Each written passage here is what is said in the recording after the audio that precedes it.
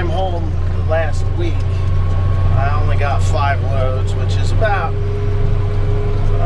110 ton maybe, something like that, 108, 110 ton. So I'm putting more on than I expected. I really actually need to speed up, but I don't know whether I should just put a ton to the acre on or not. Should be just putting a ton to the acre on. That'll pretty much ensure what I'm doing. I know what I'm doing, but the ground has, the ground needs lime. It just needs the pH brought up. We're going to be doing a lot of soybeans this year, something like 800, 900,000 acres of beans. My wife and I pretty much decided that we're going to do as many soybeans as we possibly can this year. Corn where there was beans, beans where there was corn, and I got to do some corn on corn, but it's just the way it goes. Anyhow, I'll see you in a little bit when I get to the field.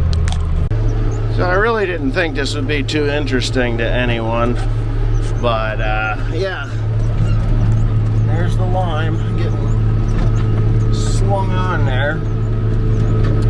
So last year, this lime, where I'm from, this quarry, they had ground the limestone very coarse, and it was what they called a hybrid. They were mixing, they were blending very fine lime with very coarse lime, which is fine if you are maintaining a pH on a farm or on farms.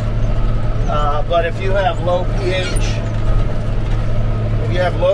on your soil, then it just wasn't going to work. You'd had to put, instead of 1.5 tons to the acre or a ton to the acre to get it motivated in the right direction, it would take you 3 tons to the acre to get it motivated in the same way.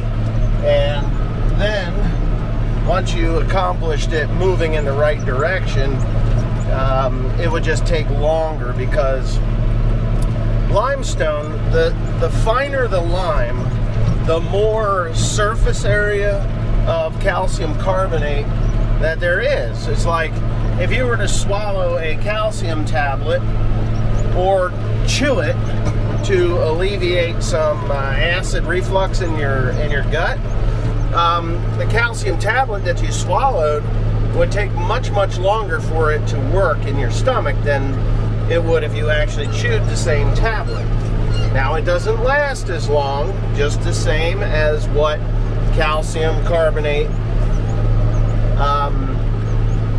it works in the soil. It's the same as that calcium tablet that you chewed to alleviate your heartburn. It would be the same thing. So if you're looking for a quick fix on your soil,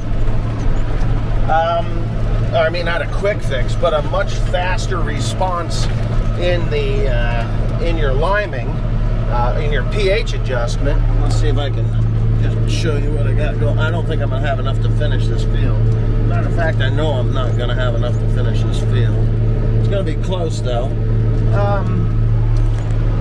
It's better to have the finer lime. Now, this stuff is ultra fine. I mean, it's pretty much talcum powder, damp talcum powder, which is fine by me. I'm perfectly happy with that damp talcum powder, for the simple reason I'm gonna have to come back here with about 1 ton. I think I might get it. It's much better to come back with the fine talcum powder on the lower pH soil than it is to come back with the real gritty, coarse stuff. Now, once your pH is adjusted, it's okay to buy cheaper lime that is maybe not nearly as finely ground as, the more expensive lime. That's something that you're going to have to figure out on your own. And I'm just see if I can get that sucker to go. I'm going to get just enough. There's not enough. I ran out. I'm out in the last 1/4 acre, so I got to come back anyway on this farm. So I'll come back. I'll actually work my way back across. This field is the backfield on the farm. It is the most, usually those are the most neglected fields. So I'm going to explain pH to you, pretty layman terms, in layman's terms. So pH is short for potential hydrogen. Okay, hydrogen in the soil is not good. What hydrogen does is it binds the nutrients in your soil to the clay particles. So the heavier clay soil you have, it is very important to get close to 7 pH. 6-8, to me, in these soils that I'm farming, 6-8 is ideal. So the higher the pH, you don't want to go any higher than 6, 8, 7. You get over 7, then you go the other way, alkaline. And in some cases, alkaline soil is worse than acidic soil. So what your whole goal is to get that potential hydrogen pH down to about 6-8, or right around 6-8. Now that 6-8 goal will allow your herbicides to work better.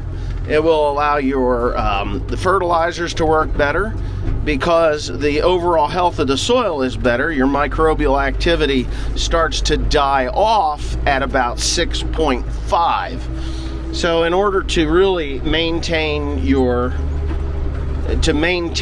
a good, healthy soil, your pH needs to be in that 6.5 to 7 pH. That's where the mycorrhizal fungi works the best, grows the best. All your bacteria grows the best. Good bacteria, nematodes, tardigrades, all those wonderful things that make up the soil biology, which mineralizes the fertilizers and the nutrients that are already in your soil. Calcium is also very important. Make sure you check on your soil test before you go buy calcate lime or dolomitic lime. Dolomitic lime is high in magnesium. Calcate lime is just that, calcium carbonate. So I'm using calcium carbonate. All of my soil tests say that my magnesium levels are high, high to very high, so I don't need it. I will check those in next year. I don't need to check them again this year because I checked last fall on some of this stuff. But now, when you're looking at pH, say neutral is 7. It's not acidic, it's not alkaline, it's neutral. That is when everything is going, and as long as your magnesium, calcium, magnesium levels are in balance, then your soil should be percolating right along, should be mineralizing your fertilizers. You can actually reduce your fertilizer rates or just concentrate them over the row with a strip till machine, which I haven't been able to purchase just yet, but we're working on that. Now, when you start to drop pH, like some people are happy at a 6.3 pH, well, that's 7 times more acidic than neutral. And there are people in this area, I could name a couple, I've picked up their ground and done soil tests on them, and they were in the mid 5s to 6 pH. So when you get to the pH of 5, you are 20 times more acidic than you are at a neutral pH. 20 times. And at 5 pH, you are at about, right off the top, right off the bat, before you ever plant your crop, you're looking at an 18% reduction in yield from a 5 pH over a 6.8 neutral pH. When you get into about 4 pH, you're looking at 25 to 30% reduction in your yield using the same herbicide, same tillage practices, same seed costs, same fertilizer applications. You are losing between 25 and 30% when you allow your pHs to get to the point of like really acidic, 4 to 5%. So if you are in the 5s, you're losing somewhere between 12 and 18%. When you get to 6, you're losing about 10%. When you get it up to 6, 8 to 7, you are in optimum, ideal growing, conditions in your soil. So pull a soil test. They're not really that expensive. They're a few dollars, and you're going to spend the money, right? You're going to do it. You're going to be spending that money anyway. Why not spend that money in a way where it's going to benefit you with a good return of automatically 12 to 15%. So 10 to 12% would be great. 10% is profit margin. I mean, you're not going to make 10% on, you're not getting 10%. You're just not. So that lime that you put on, if you're doing no-till, I would suggest putting on lime 2 to 3 years in a row at a reduced rate, because if you're doing full tillage, then go ahead and put that lime on at your 1.5 ton rate. You want me to turn my high beam? I'll do it. I don't care. Anyway, so I love it when they put their high beams on. I put my lights on too. I don't care. Anyway, so take a good look at your soil pHs and put soil health to the side. If you're not interested in soil health, that's fine. I don't care what you do on your ground. But if you want to put money in your pocket by spending a small amount of money, then check your pHs. That's all I can say about that. There's a big craze right now going around chelated calcium as a foliar applied calcium source. I've used it. I've done strips of it and strips without it, and I can tell you I have not seen a difference in the soybeans. So chelated calcium, I was thinking about putting chelated calcium in furrow on the soybean itself, because it's 3% chelated calcium. Soybeans love calcium, if you didn't know that. Just love calcium. So anyway, I hope that's been helpful. If not, hey, whatever. I try to educate people on what I know. Sometimes my information is off a little bit, but the gist of it is pretty correct, because I've been in this business for, I'm 51 years old. I was born to this farm. I will die to this farm. So for the experiences that I have been farming has been over 30 years of hands-on myself farming, and the things that I learned in my 20s do still apply in my 50s, and more so as I get more educated. So there it is, ladies and gentlemen. I hope you understand the importance of soil pH and growing crops. The other thing is, with the lower pHs, you start to lose test weight. Test weight is one of those things that can really add to your bank account, because the bushel size is the same. A bushel's a bushel. The weight of that bushel makes a big difference. So in soybeans, if soybeans are 60-pound bushel and you can come up with 62-pound beans, you have you've made a lot of money right then and there by doing nothing more than adding that lime. And you know what? On a 50 bushel yield, with 2 pounds, that's 100 pounds of soybeans more per acre, by just having a denser, more a denser soybean, something that is, more dense in nutrient and everything. You're getting paid for that. So your 500 bushel bin could literally be adding 10, 15 bushels of profit in your pocket just by doing those simple things like I'm telling you to do. You don't have to do anything if you don't want to. It's fine. I really don't care what you do. I'm just telling you what I do to gain some income off of the same acres. I got another 3 loads in. I spread the others. I spread the other 5. 4.5. I had 5 loads here. This load is really, really, really, I like this lime a lot. It is, when you feel it, it's just so soft. It's really damp talcum powder. Now, if you see it, you'll get a chunk every once in a while, but I think that's pretty much par for the course on all the others. Now, this morning I was over there, and I picked up these two in the morning, and there's a lot of pea gravel. So somewhere someone messed up when they...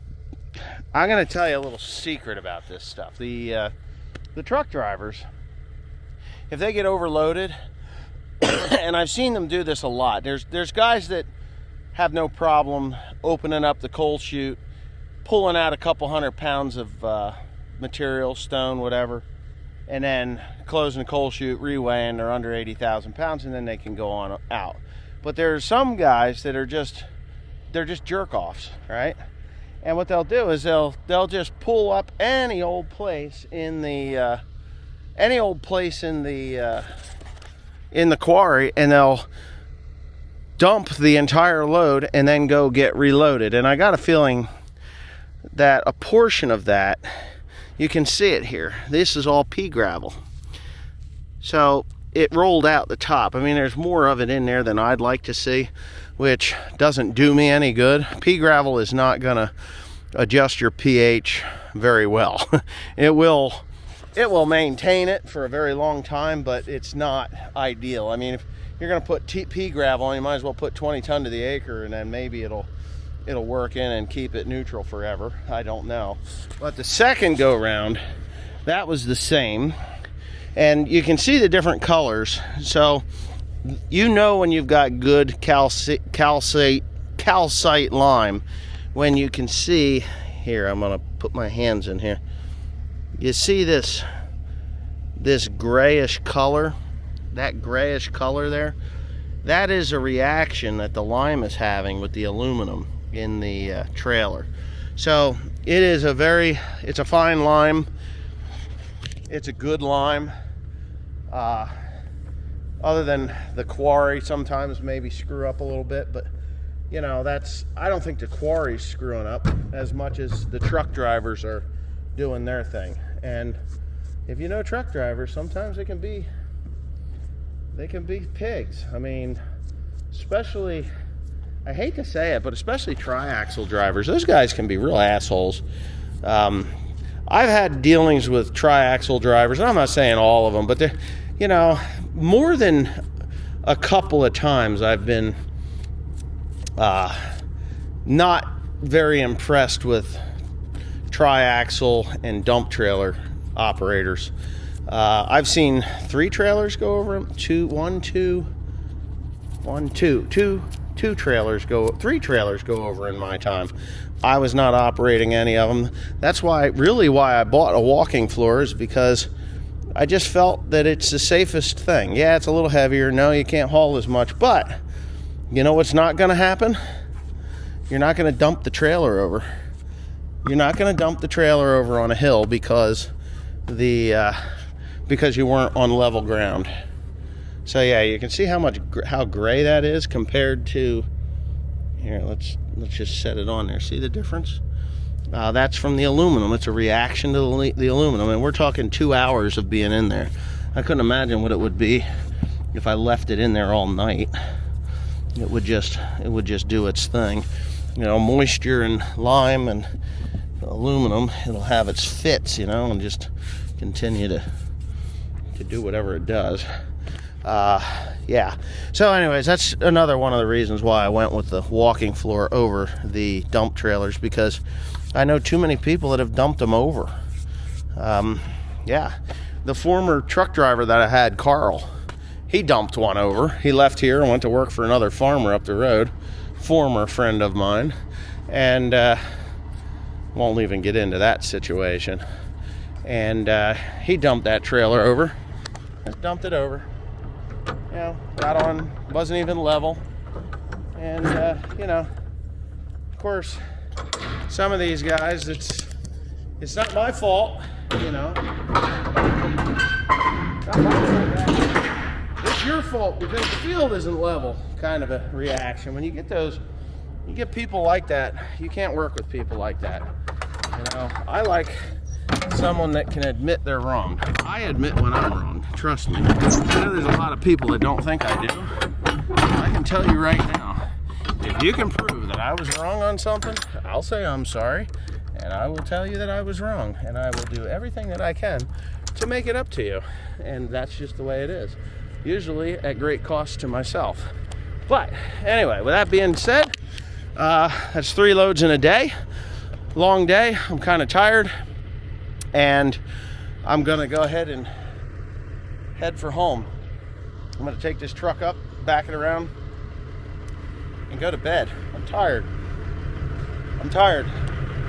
And if it's not snowing tomorrow, I'm gonna go get another load. So I have 4.5 loads here, and then I can, when the snow is done, then I will go ahead and start spreading again. So anyhow, thanks for watching.